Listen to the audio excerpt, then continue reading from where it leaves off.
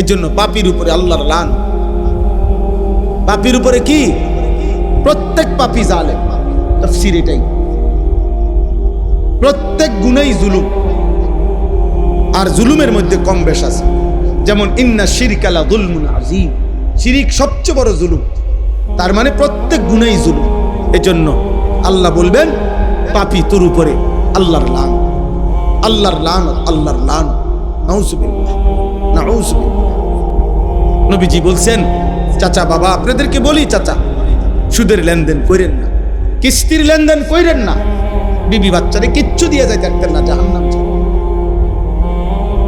চাহিদা শেষ হবে না, কিন্তু অভিশপ্ত হবে। নবী সাল্লাল্লাহু আলাইহি সাল্লাম বলছে, লাআনাল্লাহু আকিলার রিবা ওয়া মুকিলাহু ওয়া শাহিদাইহি ওয়া কাতিবাহু।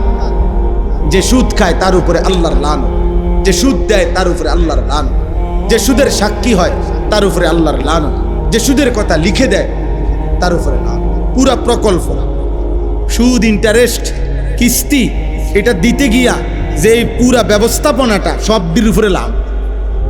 মালিকের উপরেও লানত, কর্মচারীর উপরেও লানত, বসের উপরেও লানত, হেল্পারের উপরেও লানত,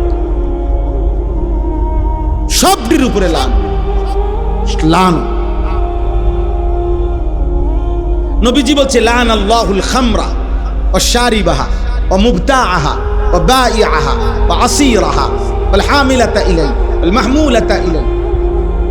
মদের উপরে আল্লাহর লানত, মদ যে পান করে তার উপরে লানত, মদ যে ক্রয় করে তার উপরে লানত, মদ যে বিক্রি করে তার উপরে আল্লাহর লানত, মদ যে বানায় তার উপরে আল্লাহর লানত, মদ যে বহন করে নিয়ে যায় তার উপরে আল্লাহর লানত, মদ যার জন্য বহন করে নিয়ে যায় তার উপরে আল্লাহর উপরে লানত, কোম্পানির উপরে লানত, মালিকের উপরে লানত, কর্মচারীর উপরে লানত, ড্রাইভারের উপরে লানত, হেল্পারের উপরে লানত, পুরা প্রজেক্টের উপরে আল্লাহর লানত,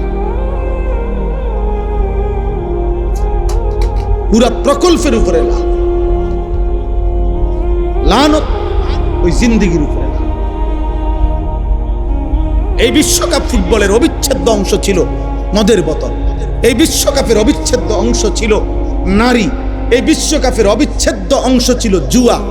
এটার অংশ মিলাইয়াই আয়োজনের মধ্যে এবং ওই দেশগুলো এগুলোর সার্বিক নিরাপত্তা বিধান করেই এই সবটা আয়োজন হয়েছে। আমরা বারবার বলছি, বারবার আমাদের সন্তানদেরকে আমরা সতর্ক করেছিলাম যে বাবা, শুধু খেলা না, এই খেলার পিছনে লক্ষ বোতল মদ, এই খেলার পিছনে লক্ষ নারীর জিনা, এই খেলার পিছনে